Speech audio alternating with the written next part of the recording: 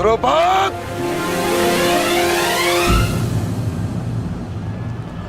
तुम्हारी शत्रुता केवल मेरे साथ है, उसका प्रतिकार तुम मेरे पुत्र से मत लो,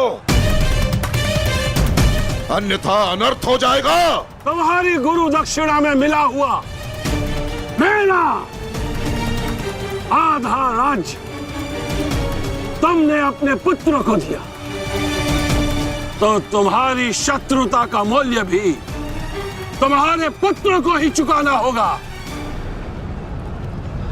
सावधान!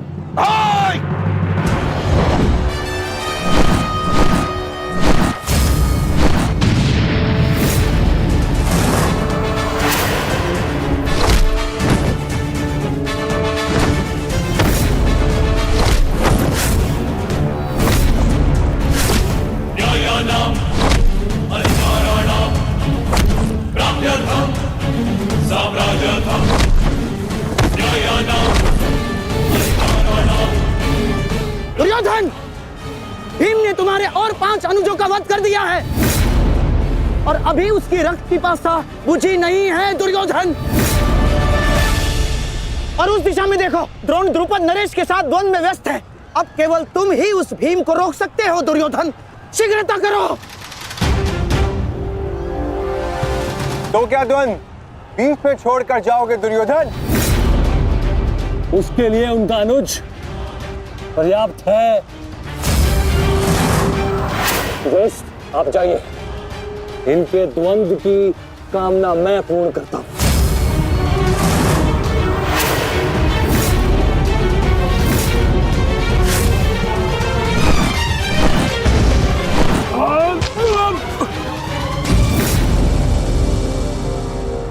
बार बार मुझे छोड़कर मेरे पिता पर वीरता क्यों दिखाते हो आचार्य? मुझसे द्वंद्व करो, मेरे जीवन का एक ही उद्देश्य है और वो है मेरे हाथों आपका वध। तब तक तुम्हें प्रतीक्षा करनी होगी धृष्टद्युम्न, क्योंकि जब तक द्रोण के हाथों में उसके शस्त्र है, स्वयं काल भी उसका वध नहीं कर सकता। और स्मरण रहे धृष्टद्युम्न, तुम्हारे साथ साथ तुम्हारे जीवन का ये उद्देश्य भी उपहास बन के रह जाएगा। शस्त्र त्यागने की क्या आवश्यकता है द्रोण? प्रेम, सम्मान, धर्म तो तुम पहले ही त्याग चुके हो। मेरे पिता तुल्य गुरु और अपने पिता महर्षि भरद्वाज पर तो तुम लांछन भी लगा चुके हो। तुम्हारी आत्मा तो कब की मर चुकी है द्रोण, कब की। अब केवल यह शरीर है, इसे त्यागने का समय आ गया है और वो समय अभी है। सावधान द्रुपद!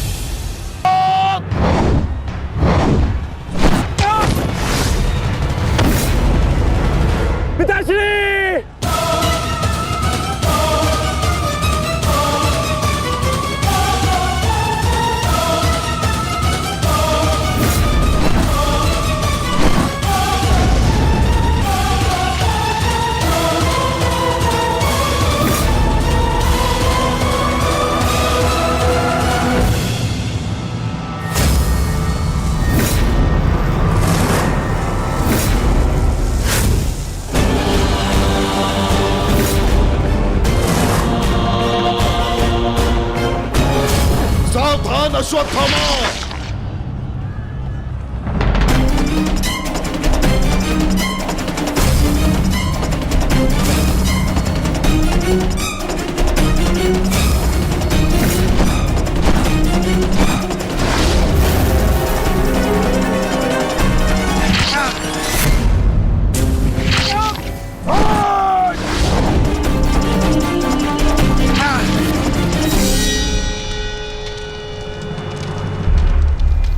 पिताश्री!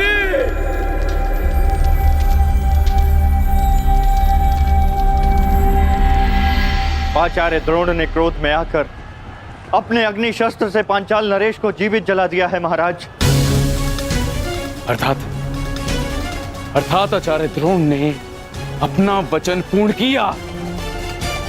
उन्होंने द्रुपद का वध कर ही दिया। तुम देखना संजय, एक दिन पांडवों का अंत भी निश्चित है। और दुर्योधन कहाँ है संजय?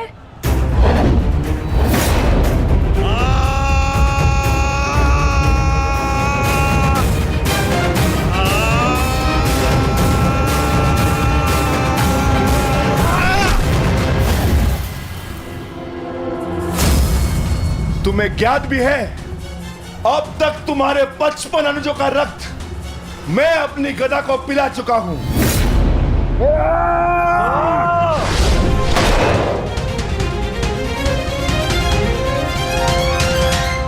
अश्वत्थामा, उठो पुत्र, उठो।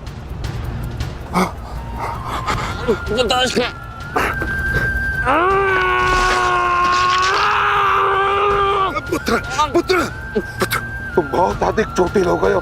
तुम एक काम करो, तुम शिविर में जाओ। नहीं पिताश्री, मैं कोई बालक नहीं हूँ पिताश्री जो इस चोट से हार जाऊंगा। एक योद्धा रणभूमि छोड़कर नहीं जाता पिताश्री। मेरी बात मानो, तुम्हें बहुत आवश्यक है वहां जाना। जाओ शिविर में जाओ पुत्र, मेरी बात मान लो। जाओ पुत्र। अनर्थ कर दिया तुमने द्रोण। मुझे मेरे पिता की मुखाग्नि देने का अवसर भी नहीं दिया। अब तुम्हें आर्य भी मेरे हाथों से नहीं बचा सकते।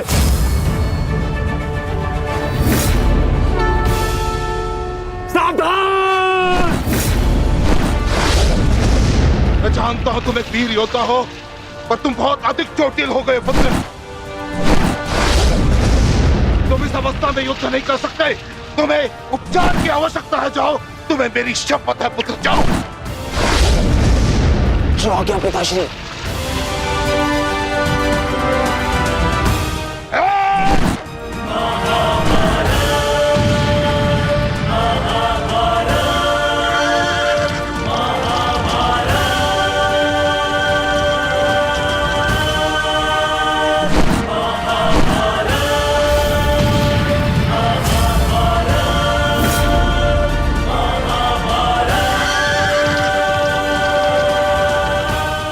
अश्वत्थामा जा रहा है पार्थ। भीम और युधिष्ठिर को संकेत भेजो।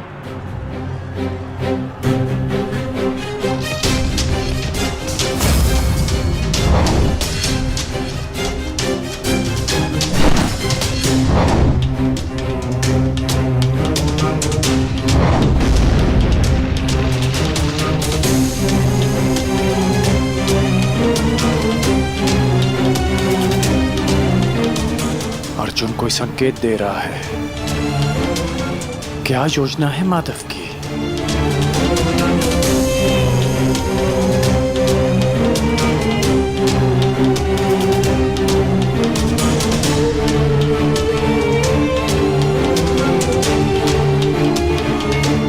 जाना तो नहीं चाहता, परंतु माधव का संकेत है। मुझे जाना होगा। प्रतीत होता है तुम्हारे जीवन के कुछ प्रहर अभी शेष है।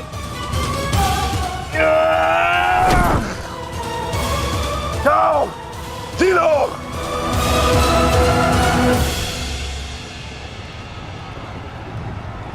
सारथी, आगे बढ़ो।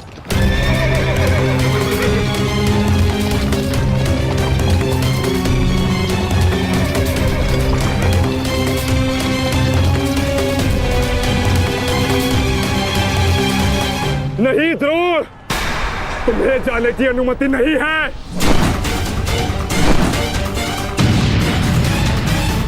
कर्ण, अश्वत्थामा की सहायता करो। वो बहुत अधिक जख्मी है और भीम उसके पीछे है। जाओ।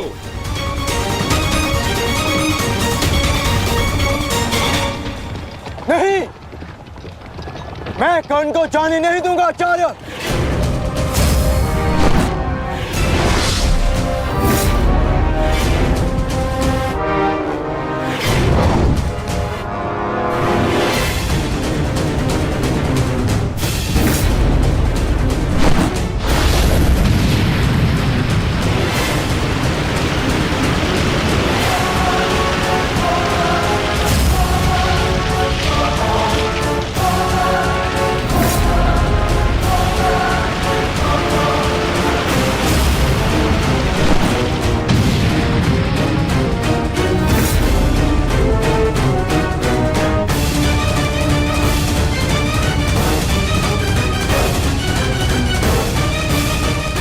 स्मरण रहे पार्थ, यदि कर्ण अश्वत्थामा की सहायता के लिए वहां पहुंच गया तो हमारी योजना विफल हो जाएगी।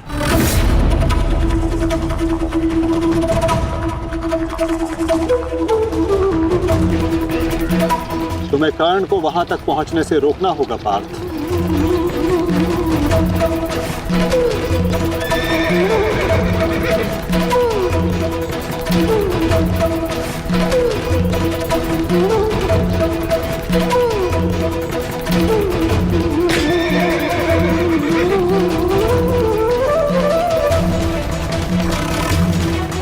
हमें केवल अश्वत्थामा के साथ बने रहना है।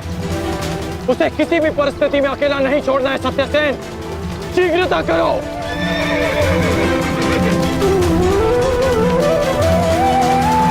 माधव, हमें कर्ण को रोकना होगा, अन्यथा हमारी योजना विफल हो जाएगी और आचार्य द्रोण का वध करना असंभव हो जाएगा।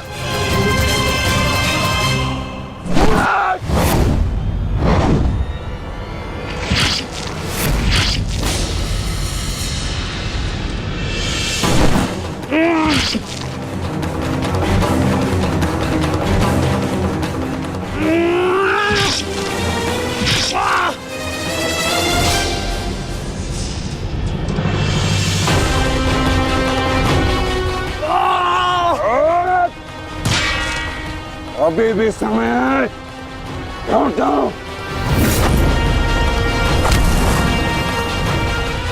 मैं तब तक यहां से नहीं लौटूंगा जब तक आपके प्राण नहीं ले लेता आचार्य।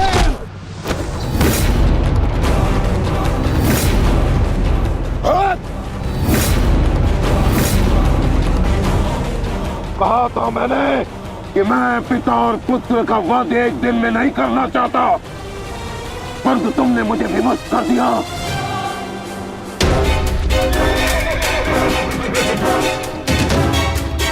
चलिए माता, कर्ण के पीछे चलिए। नहीं पार्थ, इस समय दृश्यद्युम्न को हमारी सहायता की आवश्यकता है और यहां से जाना हमारी योजना का भाग नहीं है। तुम आचार्य द्रोण के साथ युद्ध करो।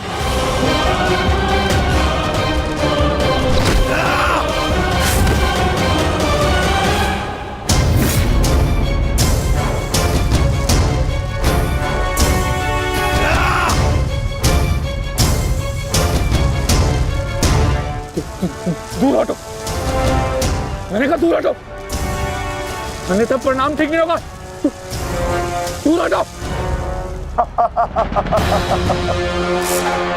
देखा देश, अंत समय आने पर भी कुछ मूर्खों की अकड़ नहीं जाती, उनकी अकड़ उनके मृत्यु के साथ ही जाती है।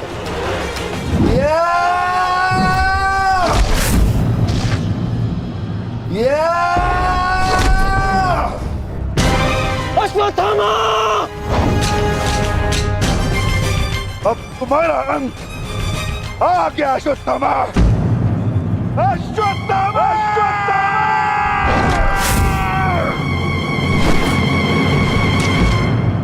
ये तो भीम का स्वर है। कहीं ऐसा तो नहीं कि भीम अश्वत्थामा के साथ द्वंद्व कर रहा हो। मुझे शीघ्र वहां पहुंचना होगा। भीम की गर्जना का आशय आप भी समझते हैं आचार्य कि ये द्वंद्व समाप्त हो गया है, और इस द्वंद्व के समाप्त होने से प्रतीत होता है कि अश्वत्थामा का वध हो चुका है आचार्य।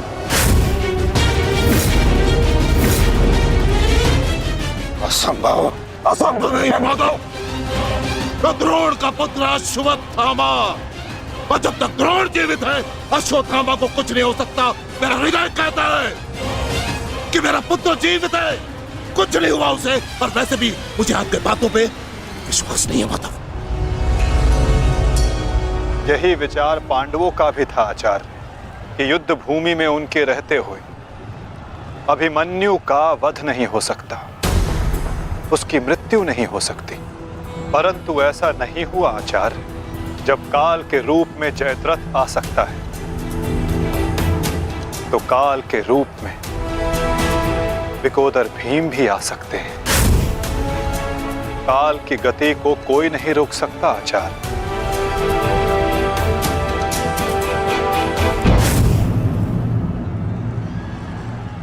सावधान भीम!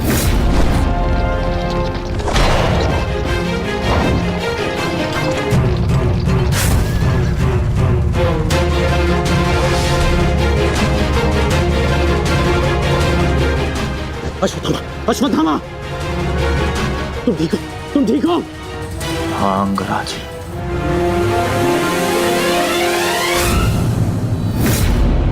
ये तो भीम पुत्र सुत्सोम है। फिर भीम कहाँ है? वो वही है जहां उन्हें होना चाहिए। आचार्य, आज कर्ण नामक कवच भी अश्वत्थामा की रक्षा नहीं कर पाया।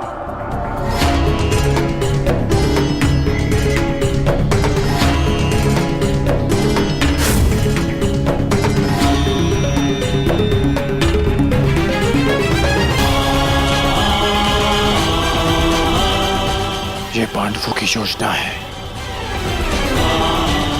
मुझे आचार्य द्रोण से दूर रखने के लिए। अंगराज, आप कहना क्या चाहते हैं? क्या कहना चाहते हैं अंगराज? आज पांडवों का लक्ष्य तुम नहीं, आचार्य द्रोण है। और सत्य है ये, मेरा पुत्र अभी तक जीवित है, कुछ नहीं हुआ उसे। सत्य कहो, सत्य कहो भीम।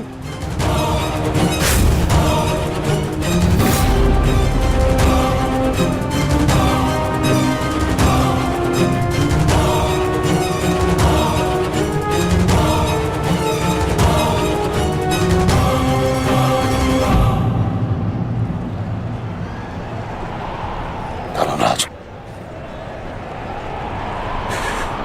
मैं तुमसे सुनना चाहता हूं, ये सत्य क्या है? कह दो कि मेरा पुत्र जीवित है। तुम्हारा उपयोग केवल मेरा ध्यान भटकाने के लिए था। मुझे इस बात का आभास क्यों नहीं हुआ? आचार्य द्रोण के प्राण संकट में है। चलो अश्वत्थामा, चलो। सत्य कह दो कि आज भी मेरा पुत्र जीवित है, कुछ नहीं हुआ उसे, कोई उसका वध नहीं कर सकता। कहता एक बार। युद्ध भूमि में तुम्हारा विकोदर भीम के साथ रहना अनिवार्य है युधिष्ठिर, क्योंकि आचार्य द्रोण जानते हैं कि विकोदर भीम असत्य बोल सकते हैं,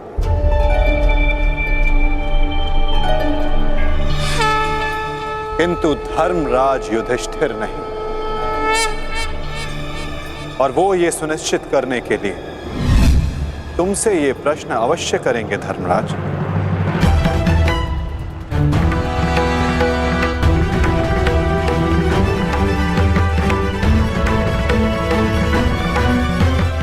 आप मेरे शत्रु हैं आचार्य, कौरवों के सेनापति। ये आवश्यक नहीं कि मैं आपके हर प्रश्न का उत्तर दूं। शीघ्र करो सत्यसेन। प्रश्न का उत्तर तुम्हें देना होगा धर्मराज। भले मैं कौरवों का सेनापति हूं, परंतु ये मत बोलो कि मैं तुम्हारा गुरु भी हूं। इसमें सत्य तुम्हें कहना होगा, बताना होगा मुझे। मेरा पुत्र जीवित है और यही सत्य है, मुझे पता है। ज्येष्ठ, बता दीजिए आचार्य द्रोण को सत्य क्या है? अधर्म को उसके घर में पराजित करने के लिए अधर्म की चौखट पार करनी ही पड़ती है युधिष्ठिर। ये सत्य है आचार्य द्रोण कि भीम ने अश्वत्थामा का वध कर दिया।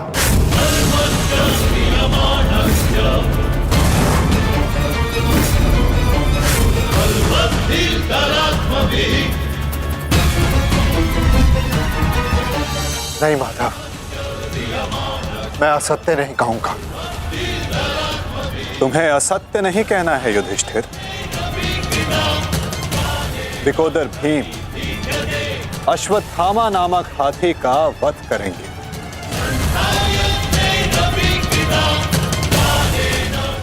तुम्हें केवल यह कहना है कि अश्वत्थामा मारा गया। इससे ना तुम्हारा धर्म टूटेगा और हमारी योजना भी सफल हो जाएगी।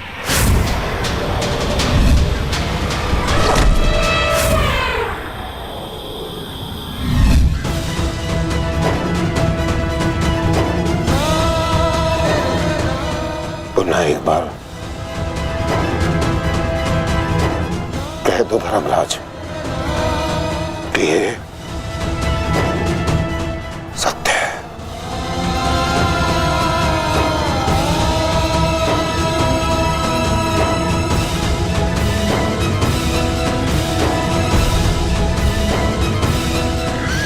शीघ्र करो सत्यसेन।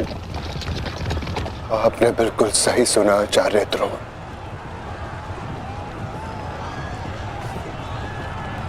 अश्वत्थामा मारा गया।